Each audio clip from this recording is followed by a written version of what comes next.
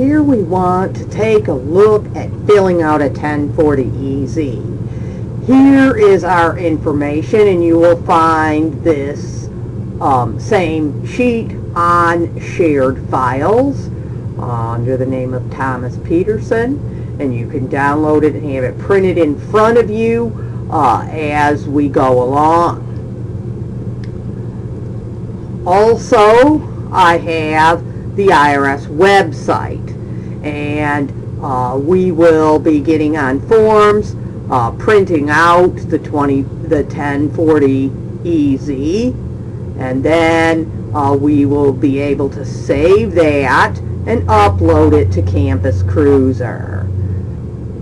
Now first, we need to determine a few things, and what I normally do is get a summary sheet out and put all the information I need.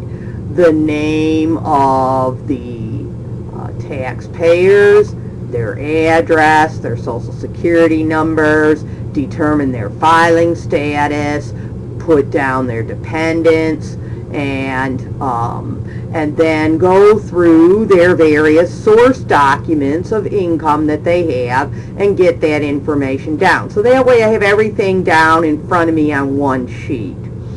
Now here we have Thomas Peterson is the taxpayer, and his social security number is on the top of this W-2, and it's also here on his 1099 INT for his interest income. Okay, we're told at the top that he is single, doesn't have any dependents, okay, and so therefore we can file a 1040 EZ. He doesn't have too much income, he doesn't have too much interest, he's single with no dependents, and nobody else claims him either, and so we should have no troubles. Okay, so we would put his name down, his address, and the filing status is single, and he has no dependents. Then I would go through and put down his information from his W-2, his gross wages. Gross taxable wages is in box 1, 61,292.05. On my summary sheet, I'm not going to put any pennies, because when we go to fill in the tax return, we're not going to have pennies. So if it's 49 cents or below, like this is, then I just keep the number that's there, 61,292. If it was 61,292 and then 55 cents instead of 05 cents, then I would round it up to 61,293. If it was 50 cents or over on the pennies. We're also going to need his federal withholding tax, which is 98.51 here, so I'll be using that number. Here in box 12 is a DD, which indicates that he had health insurance through his employer. Now, it doesn't tell us whether or not he had health insurance all year, and he is required to have health insurance all year. If he doesn't have health insurance all year with the employer, then we have to find out, did he have health insurance somehow else, or does he have an exemption for the months that he didn't have health insurance? If he had any dependents, we would also have to ask him if that health insurance plan covered the various other people that he is putting on his tax return, or did it just cover him? So here he only has himself, and so we did ask him, and we find out, yes, that health insurance plan was in place all year, and it covered himself. Okay? Here is his state of South Carolina information, and I would put that state income tax withheld, box 17, also on my summary sheet. We will not be doing South Carolina returns until the end of the semester, however, so we will not be utilizing that information currently. Interest income, he had some from First National Bank, and here's his 1099 INT, and in box 1 it shows how much interest, so that would be $537. Okay, so now we have our summary sheet filled out, and we can go forward and fill out our IRS 1040EZ. So we go here, and we can go into forms and publications and pull up a 1040EZ, but it just so happens that there's one right here, and so we'll take the shortcut and click on that.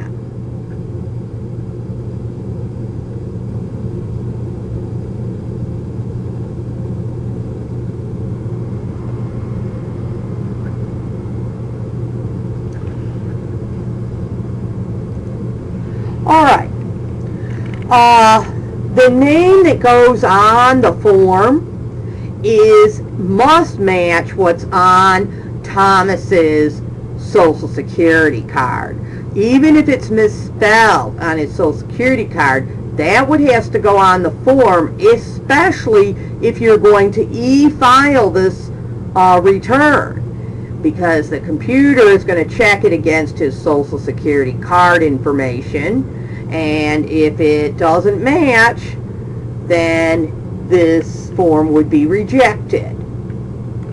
Alright, so he is, Thomas is his first name, we don't have an initial, and his last name is Peterson. Okay? The Social Security number is 412-345670.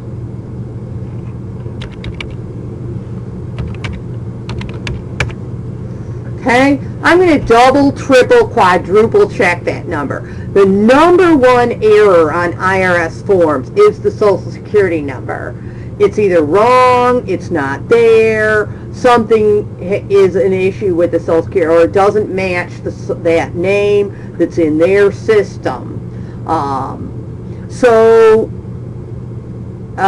And for this class, I do the same thing. If the IRS would reject it because of a wrong or missing Social Security number, so do I. So on your exams, double, triple, quadruple check the Social Security number, or you're getting a 0 if it's wrong. It is going to be rejected. Okay, and the whole form is a 0, even if everything is right on it. Okay? All right. His home address.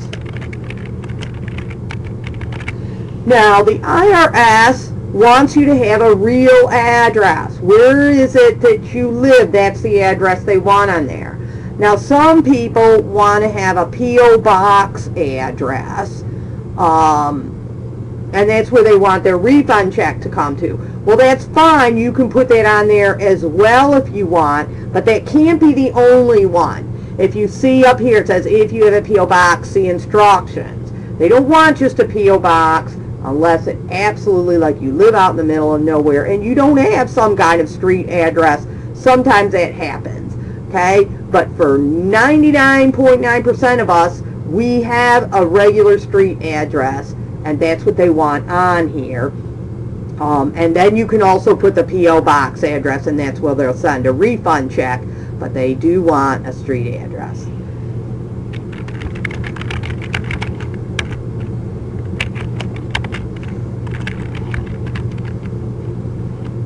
Alright, so we put in the city, state, and zip. We don't need any of this foreign information. Over here, the presidential election campaign has a you and your spouse if you want $3 to go to this presidential election campaign. And what that's all about is that we all have tax liabilities, and then there's this huge pile of money, and Congress decides, you know, how much of it goes to fixing roads or education or defense or whatever. And this is your one chance to say, well, I want $3 out of that pile of money that we all chip into I want $3 in my name to go to the presidential election campaign. And if you want to do that, you check the box. It does not change your personal tax liability. You're not going to pay $3 more. You're not going to get $3 less of a refund. It's just saying out of the whole pile of money that the whole country sends in, instead of $3 extra going to roads or education or whatever, I want it to go to the presidential election campaign.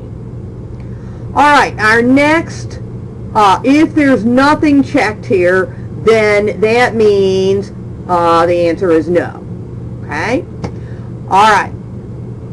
Line 1 is the wages. Okay? And it says this should be shown in box 1 of your Form W-2. It says attach your Form W-2. If you are sending this in as a paper return to the IRS, you would attach copy B of the W-2. You would staple it to the front of this 1040EZ when you mail it in. If you e-file the return, then the Form W-2 is saved, but not sent in. Okay? All right. So in line 1, we're going to go to our summary sheet that we had made up, and we have the total gross wages, which was $61,292. And so that's what goes here, $61,292. Okay? Now, the IRS does have a spot here for pennies. They would rather you not use it. They will want you to just put whole dollars in and not use pennies. But there are some people out there, they just can't deal with life without, they have to put the pennies in there. Now in our class, we're going to do things the way the IRS would prefer to have them, which is no pennies. So we are not going to use pennies. We are only going to put the whole dollars in. Okay? But that's what that's, and we're going to leave the pennies part blank. Taxable interest. If the total is over $1,500, as we know from the PowerPoints, you cannot use 1040EZ. Now, his interest was $537, and so that's not over $1,500, so we have no problem there, and we put the $537 again, no pennies, in there. Line 3 is unemployment. He didn't have any unemployment. So if you don't have something on a line, unless the line tells you to put a 0 there, you leave it blank if you have nothing for that line. So we're going to leave line 3 blank. Line 4, add lines 1, 2, and 3. This is your adjusted gross income. There are no adjustments on the 1040EZ. So this is our gross income. It's also our adjusted gross income because we have no adjustments that we can subtract. If Thomas had any adjustments, he should not use the 1040EZ. He should use at least the 1040A and possibly even the long form 1040 to be able to use his adjustments. Okay? Now we need to add the 61,292 and the 537, and that's 61,829. And so that would go on line 4. Now line 5, it says if someone can claim you or your spouse of a joint return as a dependent, check the boxes below and enter the amount from the worksheet on back. Okay? So if somebody else like Thomas's parents can claim Thomas, then Thomas would put a check mark where it says you, and he would go down here to this worksheet here and fill out the worksheet, and that would tell him on line G what he needs to put for line 5. Okay? Thomas is single. He's claiming his own exemption. He's out there earning his own money. His parents are not claiming him. No one else is claiming him. So I would leave this U box blank. And then it says if no one can claim you, enter $10,150 if you're single or $20,300 if married filing jointly. The $10,150 comes from the $6,200 that is the standard deduction for single, plus the $3,950 that's one exemption that Thomas has for himself. So $3,950 and $6,200 is $10,150. That's where they get that number. Okay, so he's single, so we're going to put the $10,150 there. Line 6, subtract line 5 from line 4. If line 5 is larger than line 4, enter a 0. So here's a place where they don't want you to leave it blank. If line 4 is larger than 5, then you're going to subtract the two numbers and put the difference. If line 5 is larger than 4, then you would put a 0. Okay? So you'll have one or the other. Now for us, line 4 is larger than 5. So we're going to take 61829 and we're going to subtract the 10,150 from it, and we get 51679.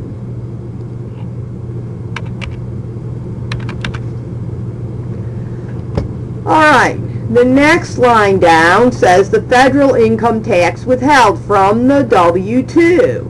So we look at the W-2, our summary sheet, and we see that the federal income tax withheld was $98.51. So $98.51 is going on line 7. Earned income credit. Generally, most earned income credit, you have to have qualifying child or children to be able to get earned income credit. There is earned income credit available for someone that doesn't have any qualifying children, dependents. Those people have to be between 25 and 65 years old, and they have to have a very low income. And that does not include Thomas here. Okay, so he cannot get earned income credit. He doesn't have non-taxable combat pay election. Okay, and so this says add lines 7 and 8A.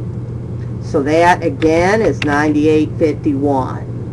Line 10, tax. Use the amount on line 6 to find your tax in the tax table in the 1040 instruction booklet. Okay, so you would need to look up in your 1040 instruction booklet the tax for whatever is on line 6. Line 6 was our taxable income, and it's $51,679.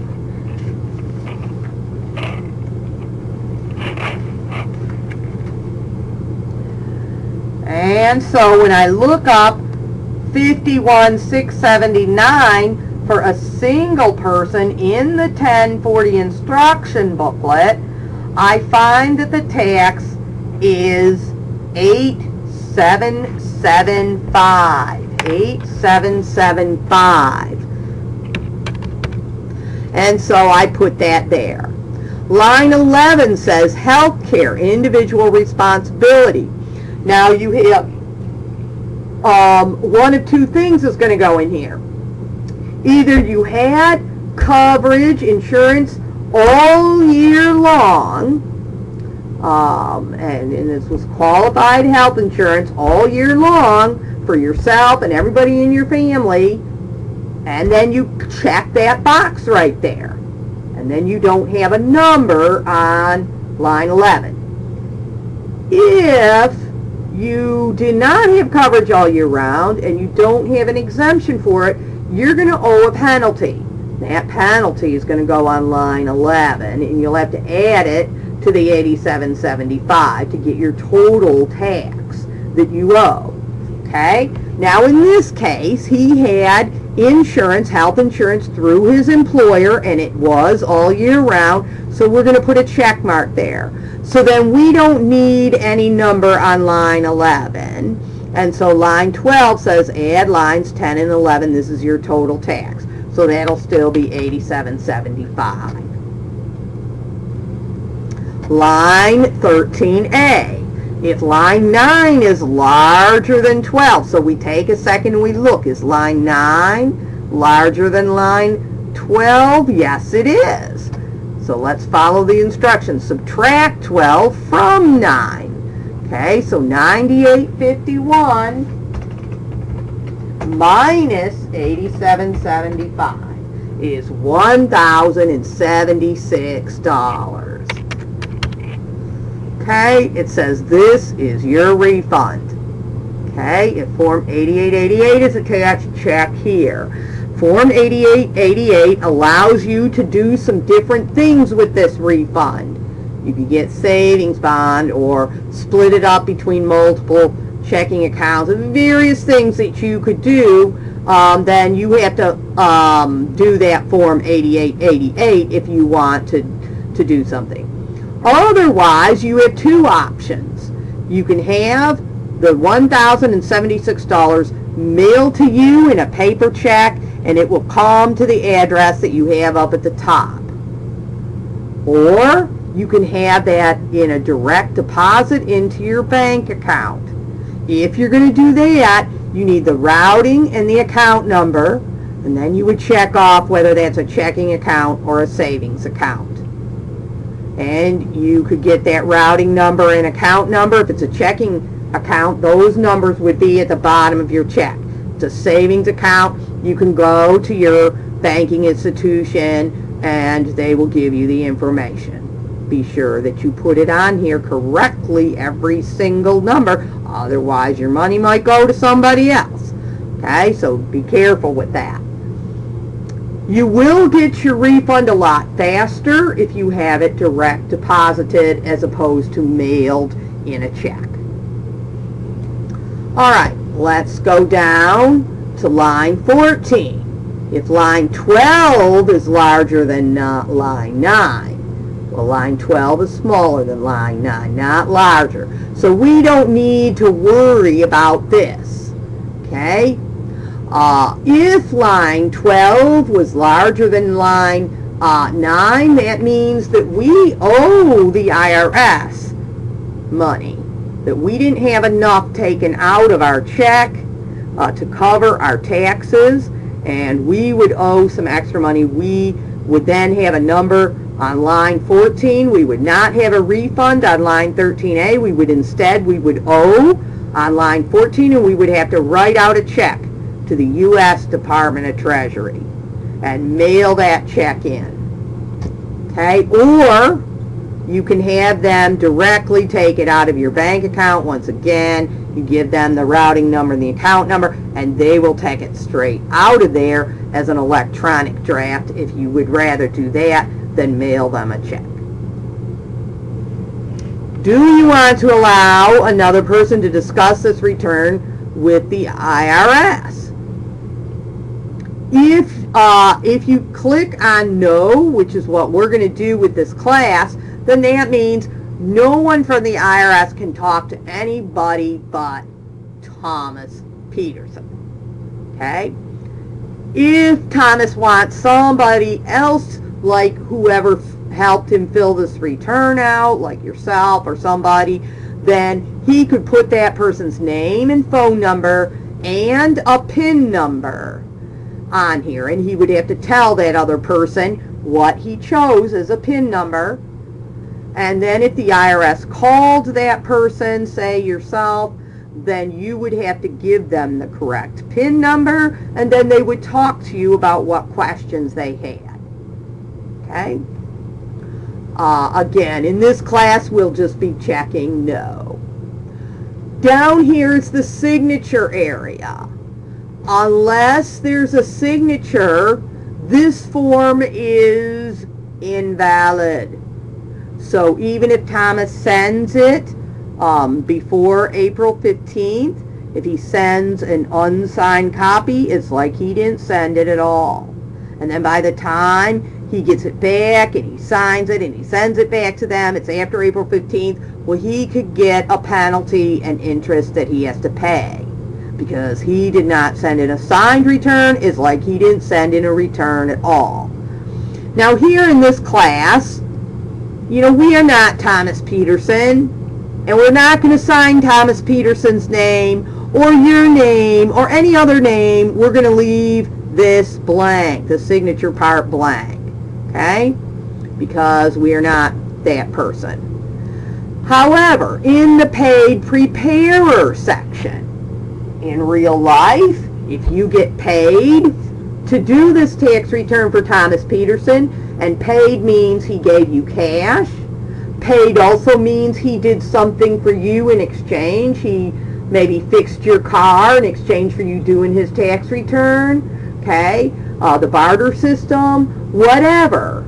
If he paid you in some form or fashion, then you are a paid preparer and you must sign this as a paid preparer. And then in that case, you must have a PTIN number.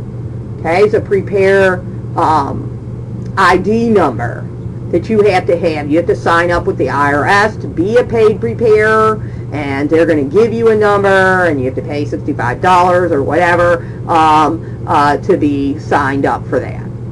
Okay? And then in which case you would fill out all this paid preparer information. Now for this class, under where it says print type preparer's name, you're going to print your name. Okay? So that's how I'm going to know who filled out this form as their homework. Okay? So under paid preparer, where it says print preparer's name, you will type in your name. Okay? Alright, you don't need to put in anything else, just type your name there. Your name should not be up above here or anything else. Okay? So, this section down here is just a worksheet, and worksheets, unless you're using them, do not have to be sent. So, and we didn't have to use this worksheet, so nothing needs to be filled out on it. This would now be ready to be saved, and so I would then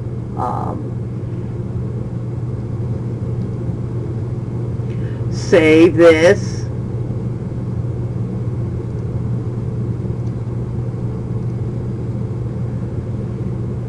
and then you could save it into your jump drive, save it into your hard drive, whatever, and then you would upload this onto Campus Cruiser as your assignment if this was your homework assignment for a 1040 EZ.